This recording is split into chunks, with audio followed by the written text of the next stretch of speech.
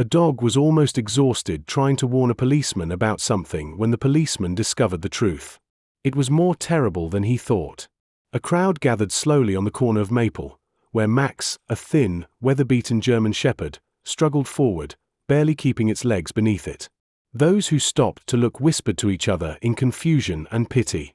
The dog was ragged and underfed, fur matted with dirt, bone visible under torn skin.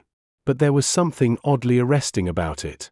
Held tightly between its worn, cracked jaws was a doll, almost as ragged and covered in grime as if it had been carried for miles and miles. "Poor thing," muttered Mrs. Tucker, a retiree who lived in the apartments just across the street. She looked at the doll, then back at the animal. "It's protecting it, isn't it? Looks like it." Her neighbor Ron nodded and took a step closer. "Think it'll let go if we get it something to eat?" A young woman, already coming back from a nearby convenience store, approached the dog with a small can of food and a plastic bowl of water. She bent down, gentle and cautious, but the dog only tightened its grip on the doll, pulling it closer as though it expected her to snatch it away. "Guess that's a no," she murmured, half amused, half concerned. "Look at those eyes, though. He's determined." The dog turned its head toward the direction of the police station down the road. It was only about a block away, its grey brick facade visible from where the crowd had gathered. The dog seemed to take a few more shaky steps forward, its legs trembling under the strain, but kept its course. People moved aside as it continued its march, slow but steady.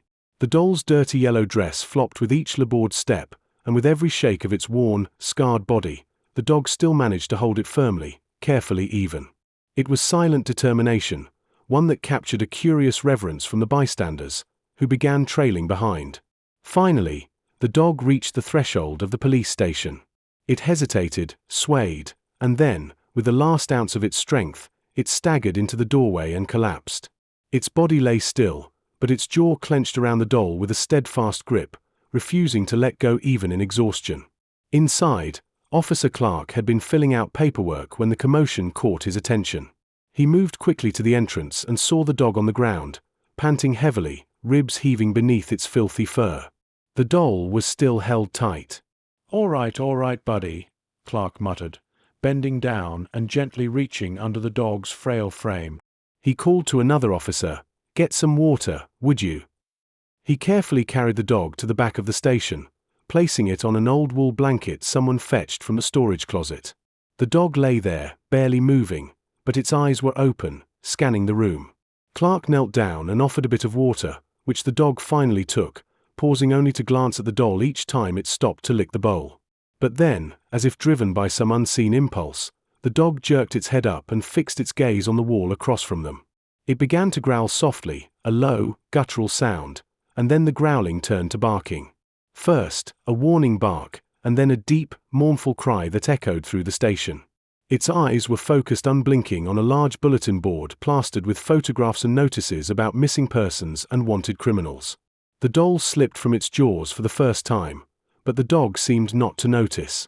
Clark watched with a growing sense of unease, exchanging a puzzled look with Officer Riley, who had come over, drawn by the barking. "What's he barking at?" Riley asked. I don't know," Clark said, keeping his voice low, but his staring right at the board. The dog, as if it understood the officer's curiosity, placed its front paw on the ground, pushing itself up with what strength remained, then turned to Clark almost pleadingly before looking back at the board. It raised a paw, clawing at the air as though trying to reach it. All right, let me take a look," Clark said, a strange chill prickling the back of his neck. He approached the board slowly, eyes flicking over the photographs pinned there. As he moved closer, the dog began whining softly, a pitiful, desperate sound that seemed to swell with each step he took. Clark scanned the photos carefully, and then his gaze landed on one of them. A picture of a 7-year-old girl with soft brown curls and a bright smile. Her name was printed below, Alice Harper, a 7-year-old girl missing now for 2 weeks. Clark's stomach tightened. He turned back to the dog, whose eyes were locked on him. The despair in them mirrored something dark and painful. Slowly, Clark reached for the picture of Alice and held it up. The dog's gaze followed, unwavering, and it let out a whine so broken it sent a shiver down his spine. Clark stood still, his mind momentarily blank as he processed what he was seeing. His spine tingled with an unexpected chill, a feeling creeping up on him that there was something very wrong here. The oddity of it all hit him. A stray, haggard dog barely standing had dragged itself into the police station, refusing food and water, clutching an old doll like it was a lifeline. And now it was staring at this picture, barely blinking, as though it could sense something none of them could. The dog's fixated attention on Alice's photograph felt unsettlingly intentional, almost as if it were trying to communicate. Clark couldn't shake the thought that somehow, in a way he couldn't quite understand, this dog knew something they didn't. He approached the wall, his fingers brushing against the photograph of Alice. His eyes flickered between her innocent smile and the doll the dog still held protectively in its jaws. Clark's stomach knotted. It was just a doll, yet as he looked closer, an uneasy realization crept over him. The doll looked strikingly familiar.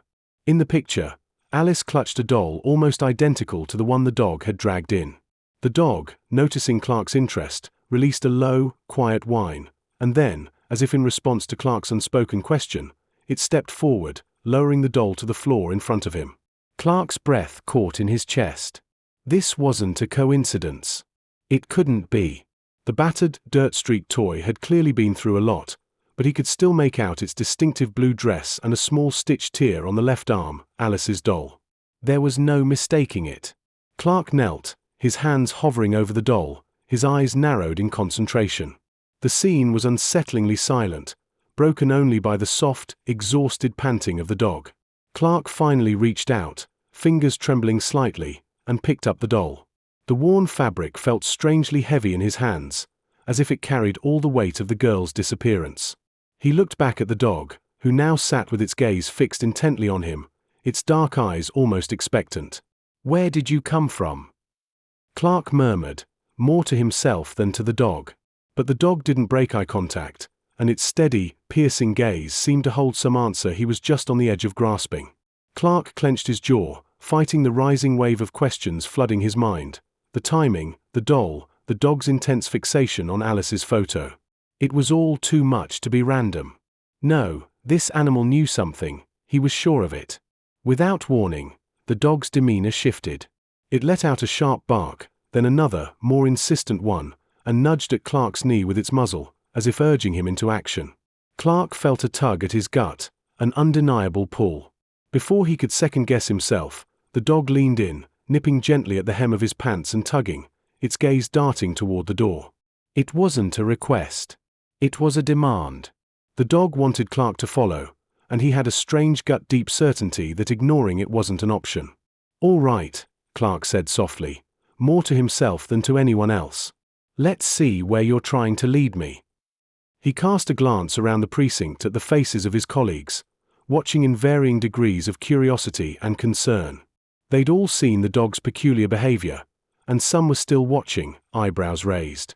But Clark was beyond caring about appearances right now. He gave a slight nod to the others, a silent reassurance that he had it under control, and then he turned back to the dog. The dog gave a final, insistent bark and nudged the doll one more time, before stepping back, its eyes locked onto Clark's with something almost like urgency.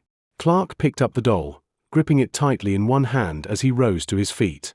His heart was thudding in his chest, the kind of low, deep beat that signaled he was on the verge of something he couldn't yet see. He hadn't felt this since the last big case, a kind of electric tension telling him he was standing at the edge of a mystery, one he couldn't walk away from. He took a step, and the dog turned immediately, trotting toward the door with a new energy that belied its previous exhaustion. Clark followed, feeling an odd mix of anticipation and trepidation building within him. He glanced back once more at Alice's photograph, the smile frozen on her face, so young, so trusting. The doll in his hand felt colder now, the reality of what might lie ahead settling heavily on him. They stepped outside, the late afternoon casting long shadows across the pavement. Clark took a deep breath, steadying himself, and quickened his pace to keep up with the dog as it led him down the street. He still didn't know where they were going or what exactly he'd find when they arrived, but one thing was certain, this journey was one he couldn't turn back from now. Clark kept his eyes on the dog trotting purposefully ahead of him. The streets were quieter now, and the city was settling into its usual nighttime stillness. Streetlights cast long shadows, and every now and then, the sharp sounds of distant traffic punctuated the silence. Clark knew the back alleys of this city. He'd patrolled them long enough. But there was something different about being here tonight, following a dog that seemed to have its own plan, its own private map. The dog slipped down a narrow side street, one Clark might have missed if he hadn't been keeping close. It moved with a determination Clark found unsettling. It was as if the dog knew this path too well, maneuvering through twisted lanes and narrow alleyways as if it had been down this route 100 times before. Clark quickened his pace to keep up, wary of letting the animal get too far ahead. The city closed in around them, turning into a maze of dark, winding passages, the kind where memories tend to linger heavy in the air.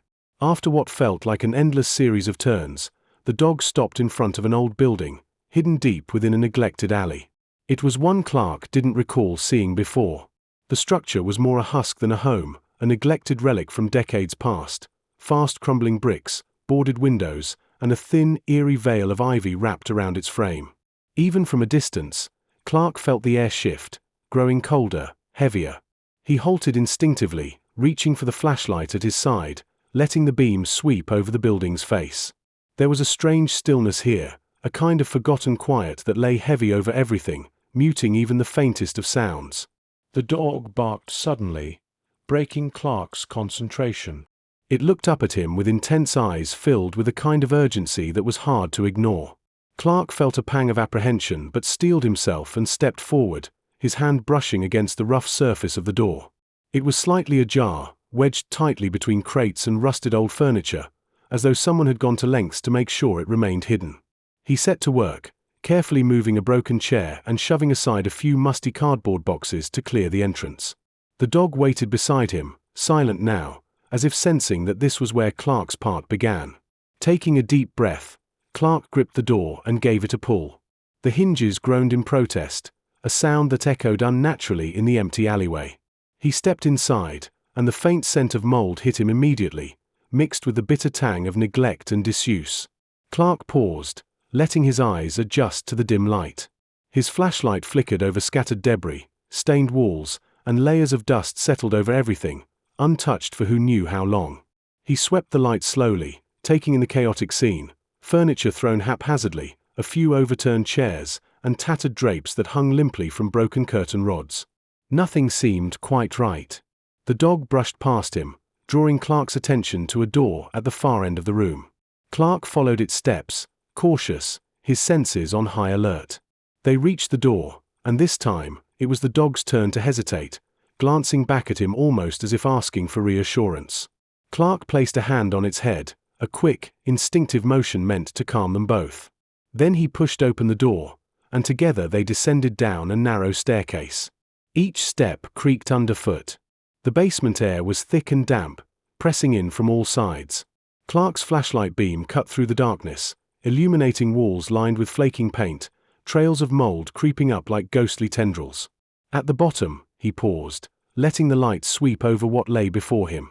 The room was cramped and low-ceilinged, crammed with old mattresses, faded blankets, cans of food, half open, littered the ground alongside discarded clothes and plastic bags, a sparse collection of what could barely be called belongings. The unmistakable signs of habitation were scattered everywhere, and Clark's stomach knotted as he realized what he was looking at. This was no shelter, it was a prison, a place meant to hide people, keep them tucked away from sight. But it was the small details that caught his eye, details that seemed to shout louder than the rest. Among the debris were passports and documents tossed carelessly onto the ground, their edges creased and smudged. Clark bent down, flipping through them with quick, efficient fingers. A cold horror settled over him as he registered the ages listed on the IDs. All of them were for children, mostly African, no older than 10, their faces staring up at him from the faded photos with expressions of vulnerability he couldn't ignore. "What the hell?" he muttered, his voice almost swallowed by the oppressive stillness around him. The dog paced beside him, agitated, letting out low, anxious whines as if urging him to keep moving. Clark swallowed, pushing aside the rising bile he felt. He felt as though he were trespassing in a nightmare, one cobbled together from whispered stories and the worst parts of human nature. His gaze shifted to the far corner of the room, where he saw a pile of small, dusty backpacks, some decorated with cartoon characters. a grim reminder of innocence lost. Clark reached for his radio, his hand trembling slightly. He steadied himself, taking a slow breath. This was just the beginning. Clark's heart thudded as he and Max left the old warehouse, the weight of what they'd found pressing hard on him. The abandoned building, with its damp walls and dim flickering light, had revealed a chilling truth. Pushing down his instinct to recoil, Clark moved swiftly, snapping photos of the makeshift beds, the small worn-out backpacks, and the scattered children's toys. He knew these items held stories he might never fully understand, stories of fear, longing, and separation. He'd secured everything he could, moving quickly but methodically, before Max nudged him with an anxious whine, urging him to hurry.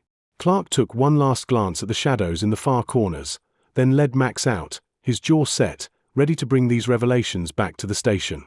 As they walked back to his car, he looked down at Max, whose fur was slightly matted from the day's work. There was something different about this dog, something almost human in the way he seemed to understand. It was clear Max wasn't just some lost, aimless stray.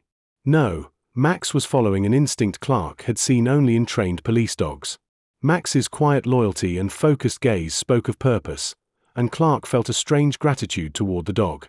He'd been skeptical of Max's discovery at first, but now he could sense the urgency driving Max forward. At the station, Clark met the team with a rare quiet intensity. He didn't need to say much, the gravity on his face was enough. He placed the photos on the evidence board, each one drawing an uncomfortable silence from the team as they studied the dilapidated shelter, the clothes, the abandoned toys. One of the detectives, Evans, let out a low whistle. "It's bigger than we thought, isn't it?" Clark nodded. "And more organized than we ever imagined. I have a feeling this warehouse is just a piece of a larger puzzle." He saw their faces, disbelief mingled with dread.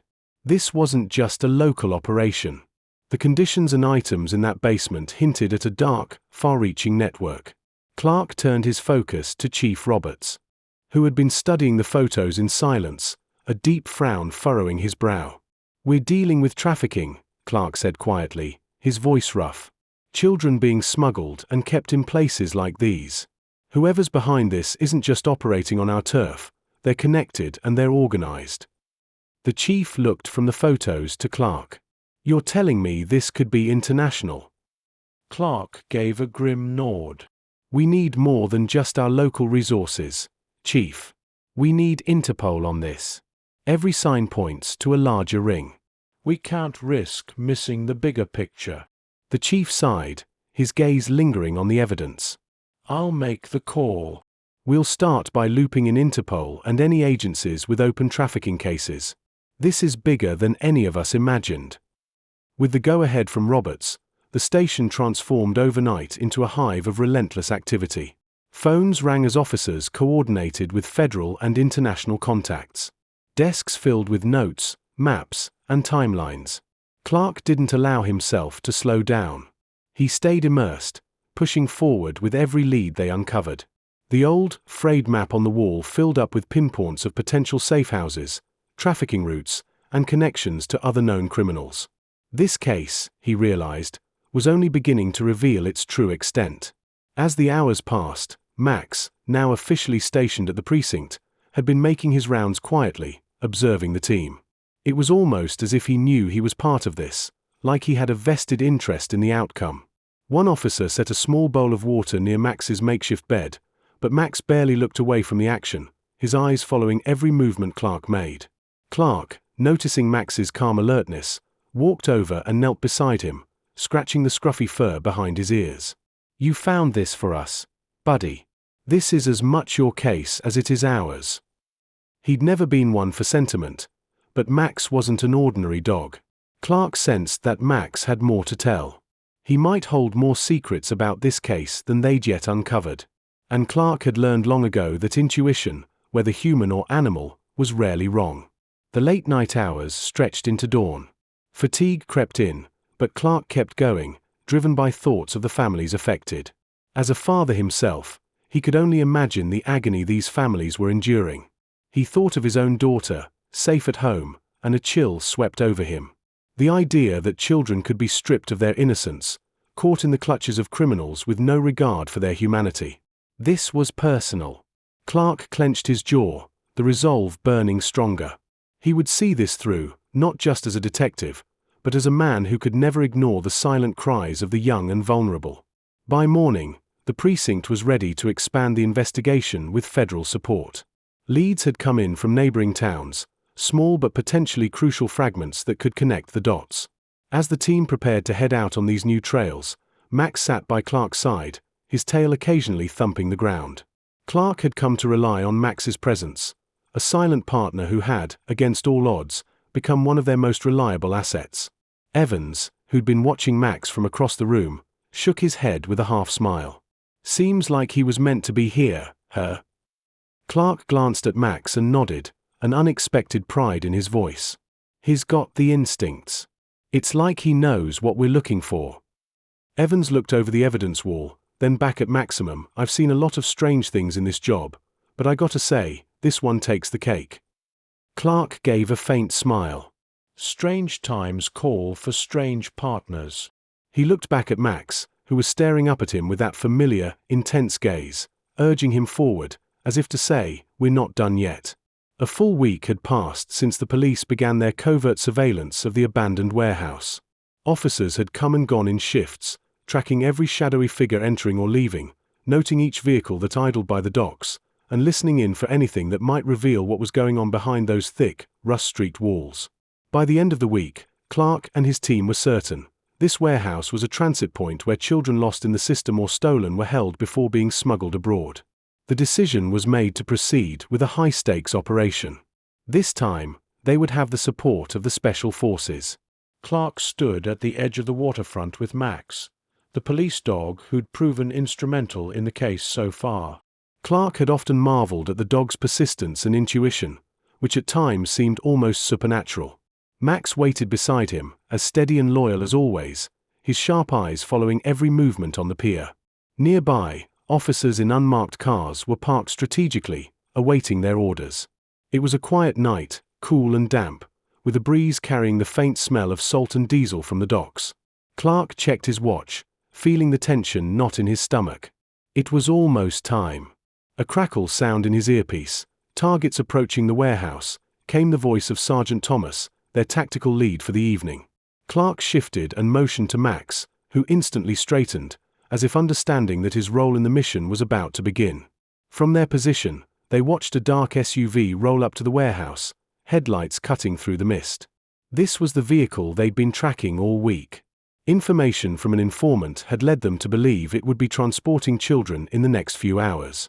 Max tensed, his nose twitching as he tracked the scent left in the air by the vehicle. Clark leaned down, giving Max a soft pat on his side. "This is it, buddy," he whispered. "Let's find them." As planned, they waited for confirmation that all personnel were in position. When the order finally came, the team moved as one.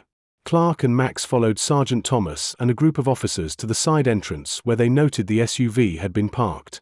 Max darted forward, nose to the ground, sniffing for clues that could lead them to the captives inside.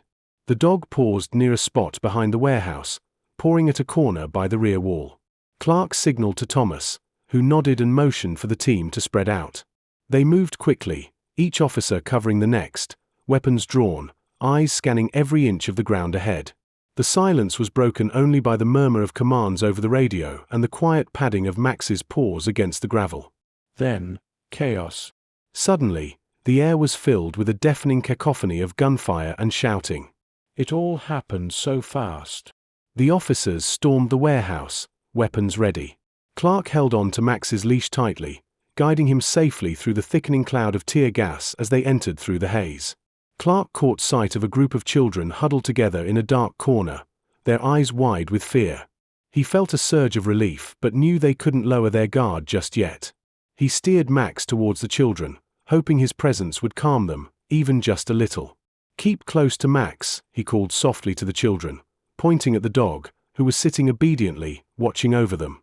His words seemed to register with a few of them, who clung to each other as Max nudged forward, staying between them and the danger. In the chaos, the leader of the gang appeared, a tall, cold-eyed man with a grin set to his jaw.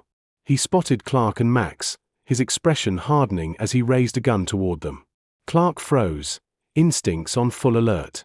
In a flash, Max bolted forward, barking loudly, his body a streak of movement that sent the man stumbling backward. Seizing the moment, Clark took cover, motioning for the nearby officers to engage. Within minutes, the situation began to turn in their favor. The rest of the gang members, realizing they were outmatched, were quickly subdued. The sounds of children crying and the murmur of reassurances from officers filled the space as the team worked to evacuate the captives.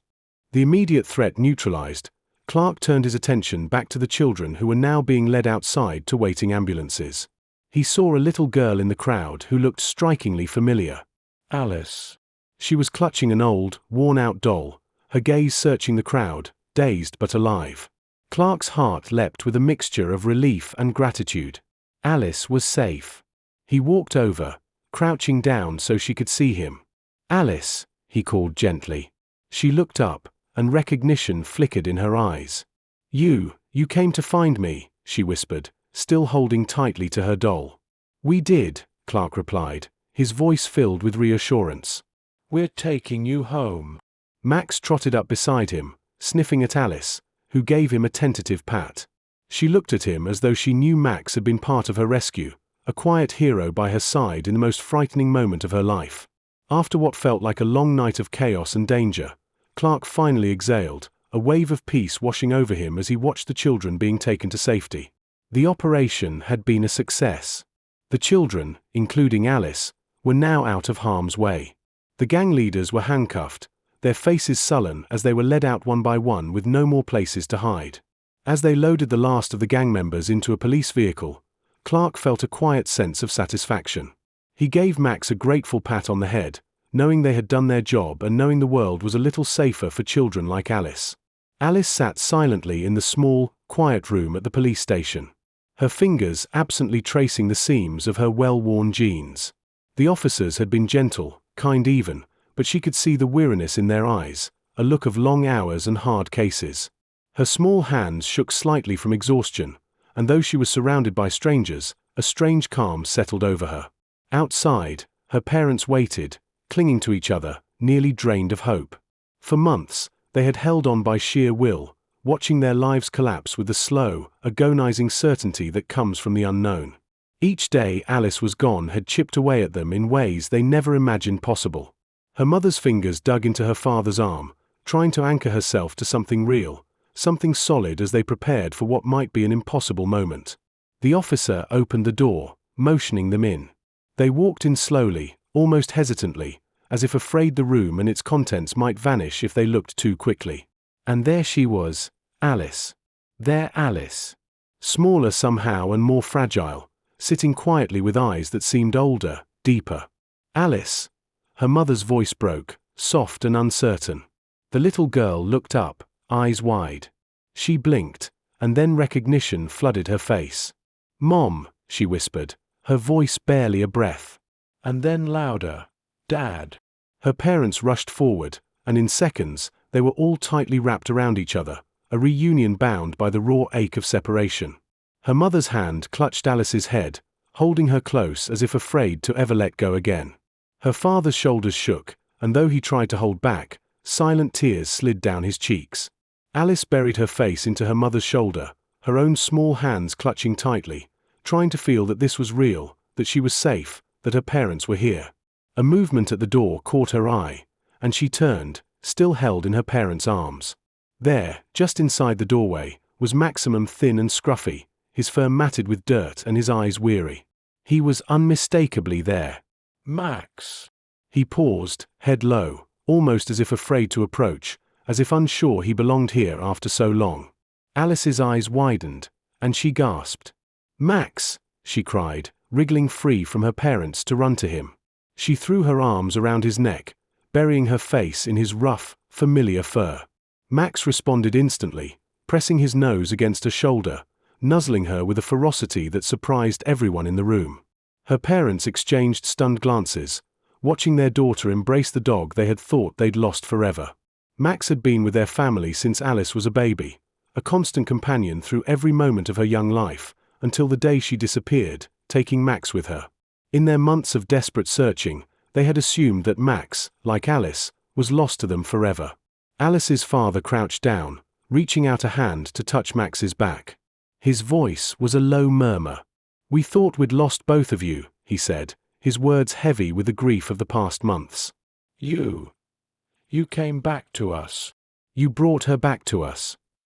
Max responded with a quiet whimper, his body pressed against Alice as if confirming he was finally home. There was a quiet strength in him, a loyalty that no words could capture. It was then that Alice lifted her gaze from his fur, noticing something hanging from his mouth, the worn, dirty remains of her favorite doll. Her mother gasped softly. She remembered that doll, how Alice had carried it everywhere. Its fabric smudged with dirt and love. The doll had gone missing along with Alice, and Maximum, seeing it now, held so gently in Max's mouth, brought a new wave of tears. Alice reached out a trembling hand and took the doll from Max, who finally allowed his grip to relax. She looked at it, the memories flooding back, her fingers trailing over the small tears and loose stitches. Holding the doll brought her a sudden deep comfort, a reminder of the safety and warmth she'd once known. He never let it go," Alice whispered, her voice choked with emotion. "He kept it just for me." Her mother wrapped her arms around Alice's shoulders, her voice breaking. "Yes, sweetheart," she murmured. "Max never gave up on you. He found his way back to us, and he brought you with him." For the first time since she'd returned, Alice felt a real smile creep onto her face. She wrapped her arms around Max's neck, pressing her cheek into his warm fur. Her father reached out to stroke Max's head as if rediscovering a long-lost friend. "Thank you, Max," he whispered, his voice thick. He looked over at his wife and daughter, his heart heavy but full, knowing that this dog had crossed unimaginable distances for his family. Defying odds and enduring hardships he couldn't begin to imagine, he held Alice close. And with her, they held Max, who had given them back the impossible. At that moment, there were no words needed. The room filled with the unspoken gratitude of a family reunited, bound together by a loyalty that had triumphed over every obstacle. Alice's parents held her, Max lay beside them, and the four of them, fragile, broken, and healing, formed a silent vow to never let go again. In the days following the operation, the town buzzed with fragments of the story passed along from one neighbor to the next. People seemed to speak of little else. The news had given most details, how police had cracked a trafficking ring, how dozens of children had been rescued. But the community held tightest to the part of the story not reported in headlines. Max, the dog who had led the way. The unassuming hero. Down at the station, Detective Clark Graham could hardly finish a cup of coffee without someone stopping by, either to shake his hand or to talk about the dog. That old, worn-down German shepherd had, in a way, reignited something in everyone who'd heard the tale. There was no question that Max deserved it. "He's something, isn't he, Officer Mears?" remarked Clark, leaning against his desk. He glanced over to the corner where Max lay, his grey muzzle resting on his paws, looking more tired than heroic. Most dogs would have gone for the food before anything else, but Max held on to that doll like his life depended on it. Clark finished, a faint smile touching his face. He could still recall the sight of Max clutching that grimy doll, his eyes full of urgency. This wasn't just instinct, I'm telling you, Myers. It's like he knew. Myers gave a thoughtful nod, folding his arms. It's a rare thing, that kind of loyalty. I mean, the guy looked like he hadn't eaten in days, yet he held on even after he found us. He shook his head. And to think he ended up leading us straight to Alice and the others. For a moment, both men were silent. Clark took another sip of his coffee, eyes lingering on Maximum. He was well aware that if not for this dog, they'd likely still be looking for Alice and the other kids. In the week since the rescue, Max had settled in with Alice and her family. Despite all he'd been through, he quickly bonded with the girl, following her everywhere. His once tired eyes growing brighter each day. The police station remained Max's second home, though, with him trailing Clark whenever Alice was at school. He was always met with warmth, the officers offering him treats or scratching his ears as if he were one of their own. One afternoon, as Clark was wrapping up some paperwork, he noticed Mrs. Harper, Alice's mother, waiting in the lobby. He walked over, nodding a polite greeting. "Detective Graham," she began, her voice barely above a whisper. I wanted to thank you again for everything. It's hard to put into words what you've given us." Clark shook his head, a hint of humility in his eyes. Max did most of the work. He led us there. I think we all just happened to be in the right place." She nodded, her gaze dropping to the floor, then back to Max, who was resting quietly at Clark's feet. "It's funny," she said softly. "I always thought loyalty was a simple thing, but now, seeing how far he went to find Alice, it's just beyond anything I've ever known." Clark didn't respond immediately. He felt the same, though he wouldn't say it aloud. There was a depth to this dog's loyalty, a persistence he couldn't quite understand. Max hadn't simply shown devotion. He displayed a commitment that went beyond survival. Beyond reason.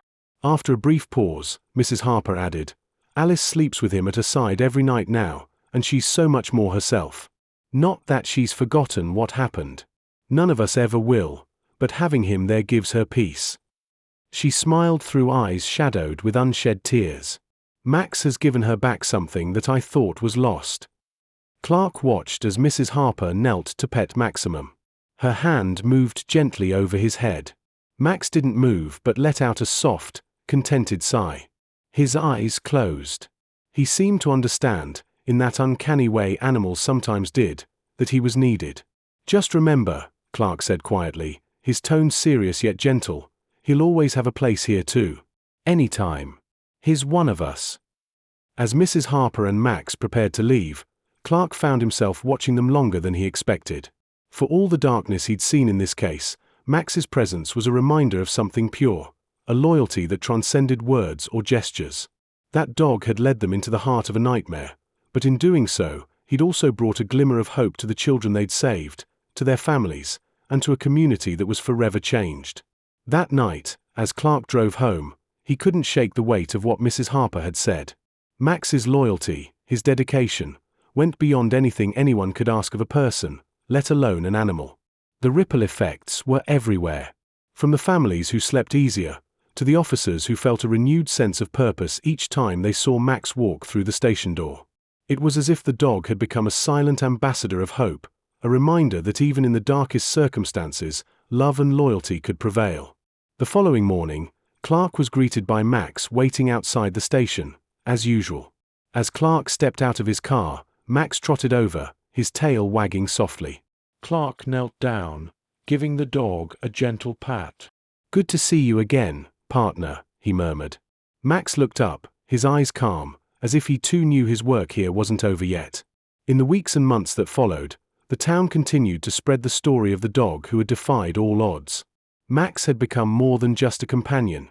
He was a symbol for the townspeople. He was proof that loyalty could inspire bravery, and that kindness, even in its simplest forms, had the power to lift others from the depths. For Clark, every time he glanced down at Max by his side, he was reminded of one unshakable truth: even in the darkness, there would always be those who held fast, those who searched until they found light. And sometimes, they came in the form of an old, weary dog with nothing but a worn-out doll in his mouth, and a heart full of unspoken promises. Max's story reminds us that sometimes the smallest acts of courage can make the biggest difference, not only for those we love but for entire communities. If you've ever had an experience where a pet, a friend, or even a stranger showed you unexpected loyalty or courage, we'd love to hear about it. Share your story with us in the comments below. These moments of bravery and kindness deserve to be told. Let's keep the conversation going, and don't forget to hit that like button if this story touched your heart. Thank you for watching, and as always, if you enjoyed this video, please subscribe and stay tuned for more inspiring stories like Max's. Until next time, take care, stay safe, and remember, hope and loyalty are always closer than we think.